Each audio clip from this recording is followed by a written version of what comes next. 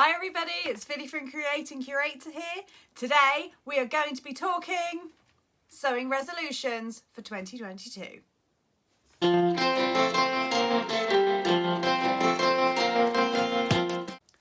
So before we go any further, let me just put it out there that I am not really one for New Year's resolutions. I am really great with saying, or do you know what, this year I want to be more conscious of my spending. I want to move more. I want to feel better within myself, but not necessarily I can't eat this, I can't do that, I must do this, I must do that. Like, my life will not be complete if I read more books. My life will not be complete if I do more oh wait, no, that is one that my life will actually be happier if I do more sewing. Hence why I have decided to do some sewing resolutions for 2022. Like I said, they're not going to be hard and fast rules. They're just things that I would like to put more effort into and to work a little bit harder at to see if it can help me progress in my sewing journey. So the first of my sewing resolutions is to concentrate on my technique. I really feel like I spend so much time trying to get everything stuck together right and making sure that this piece matches that piece and that this piece has the perfect interfacing for that and that all of those elements are put together, that I don't necessarily concentrate on the actual technique of sewing. So putting a dart in, for example, I will literally just put it in the right place and then zip up it. But people on Instagram are telling me that there are better ways to do it and that there are neater ways to do it and all sorts of things. I think if I worked harder at my technique, that actually my finished product would look a lot neater and it would be a lot more straightforward. So if I learnt the technique, the end result would just look better naturally rather than me having to really bust a bollock to make it look good, which at the moment I don't really think that my sewing is looking really good. I think it's looking okay. It's looking picture worthy and it's looking video worthy, but when I get up close to it I'm like, oh, this could be different and I could have done that a bit better and hem's not quite, you know. So all of those things, I think actually if I spent a little bit more time concentrating on my technique as well as the actual drafting and the putting together of the garment, then maybe I might get a better finished product.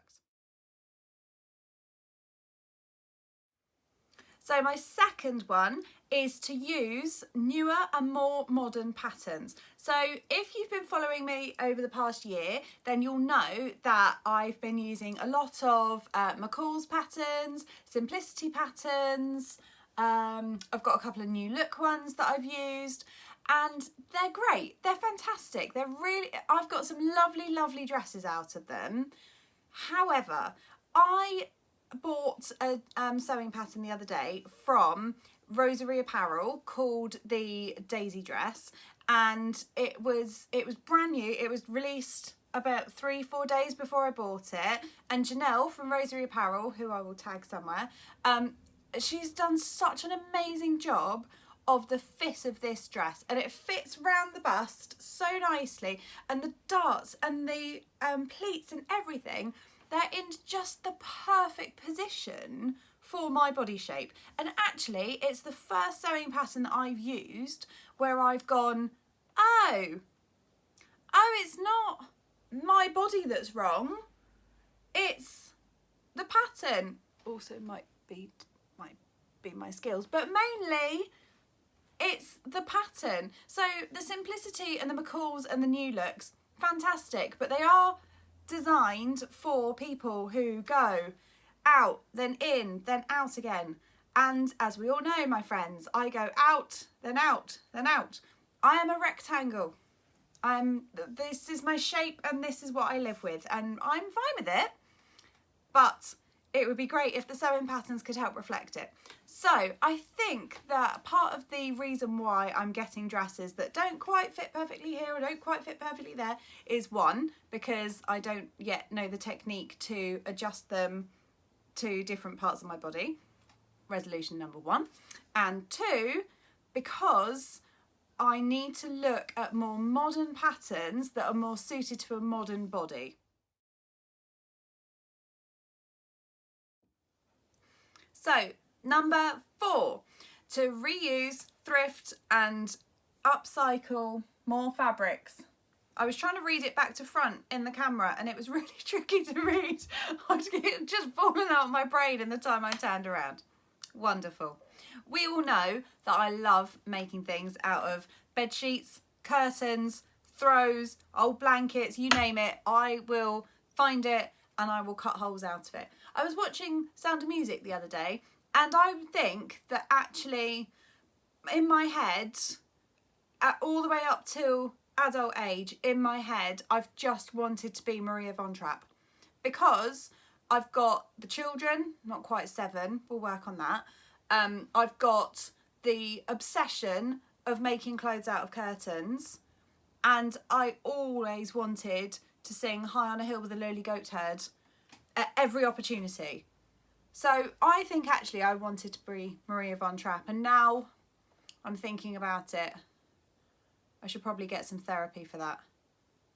But for now, we're just going to keep hunting for more thrifted fabrics and more upcycle projects so that we can stop this like cycle of fast fashion, because it is constant and it is non-stop. So if I can do my tiny little bit to help and be a bit more sustainable in my sewing, then I will do it.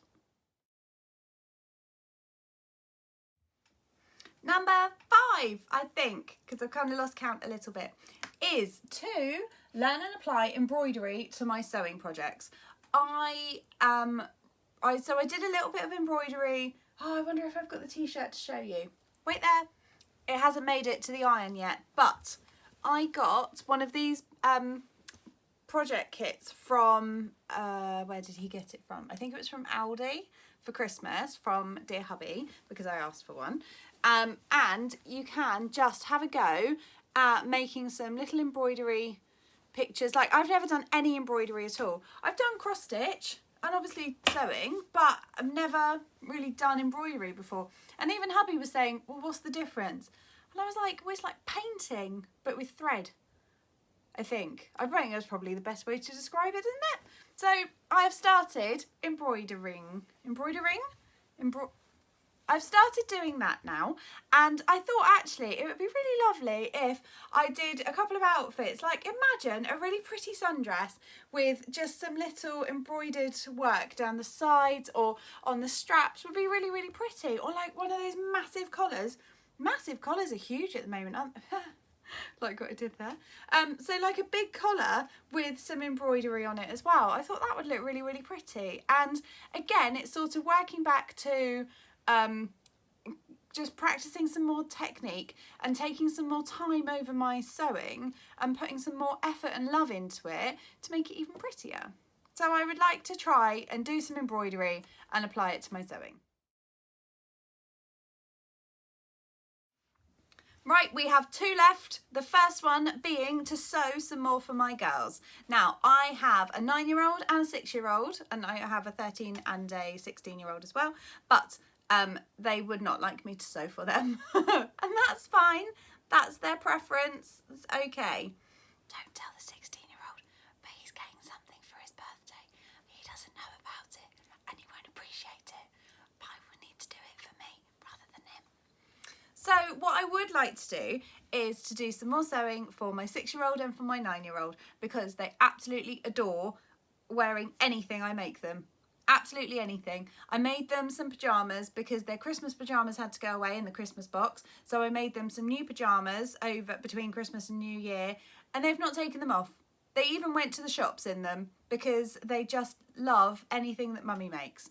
And for me, I think that's so nice to just have, oh, it sounds really egotistical now, doesn't it? But sometimes when you spend hours and hours and hours at a sewing machine and you put a dress on and you're like, oh, it just doesn't look right on me, or it just doesn't fit right, or this bit's wonky, or this bit's big, or this bit's too small, or blah, blah, blah.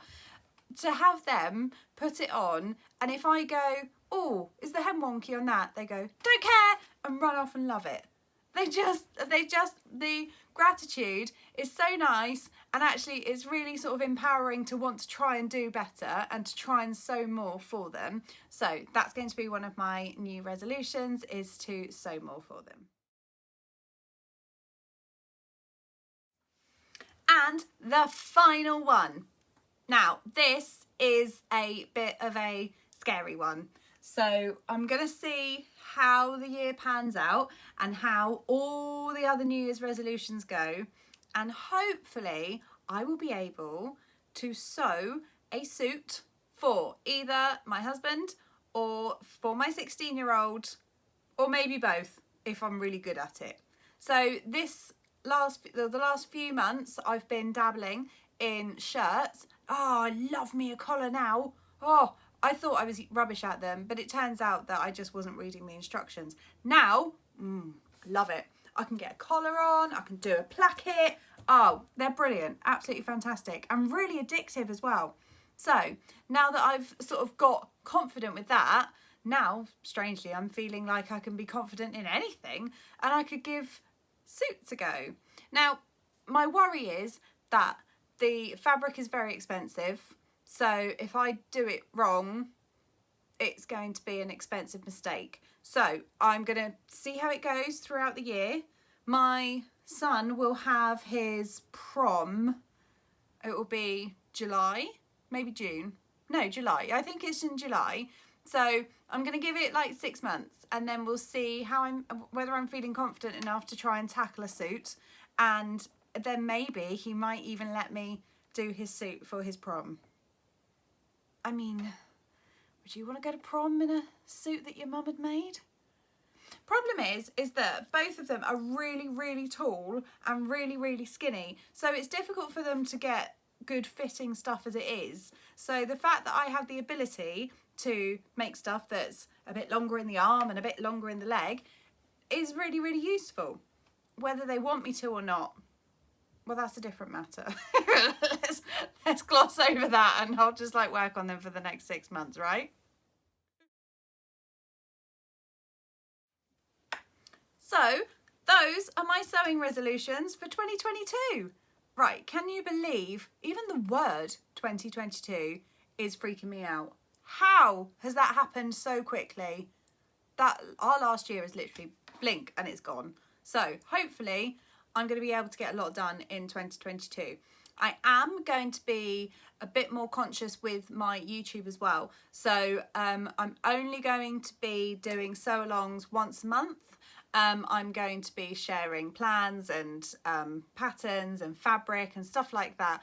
But as far as actual videos of me sewing, I think that will only be down to once a month, because it can be quite hard to fit it in around, especially because I do it at the dining table, so it can be hard to fit it in when I have to pull everything away to get the kids to sit down and eat and then bring it back and so on and so forth. So if you'll forgive me, they'll only be a once a month sew along, but that does mean that they can be more detailed and they can be longer and they can be more in depth, so that when we do them together, you can see where I've gone wrong, and then if you go wrong in the same place, then we can work out how to do it together, hopefully. The other thing that, so obviously all these resolutions have been stuff that I really, really want to do.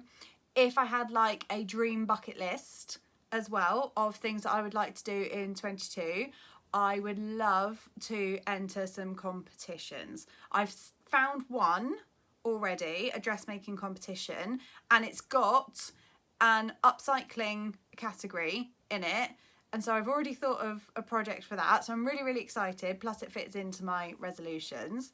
And so hopefully if I can find some other competitions and stuff, that would be really good as well. Not that I don't really want to win prizes, and I don't think I would win anything, because, you know, I'm not as good as half of the people on YouTube, or like I'm not even in the top, oh well, and not in the top 99% of people in my Instagram or anything like that.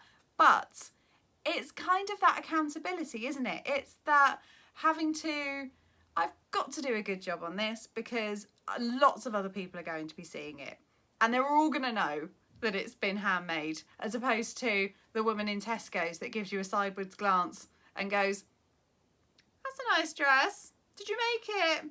Like, everyone will know. So I think some competitions, and yeah, I think that was probably my ultimate bucket list for 2022. If you know of any, stick them in the comments. I mean, obviously, if we open up for Sewing Bee, then I will be first in line. I'll be right there. Could you imagine? Just have, do you know what? It's just the haberdashery for me. I would be in my element. I wouldn't be sewing the briefs. I would be sewing whatever I could grab hold of and be like, oh, that's normally £20 a metre. I wouldn't pay for that. I'd be grabbing that, sewing it into something amazing, and then get booted out the next week.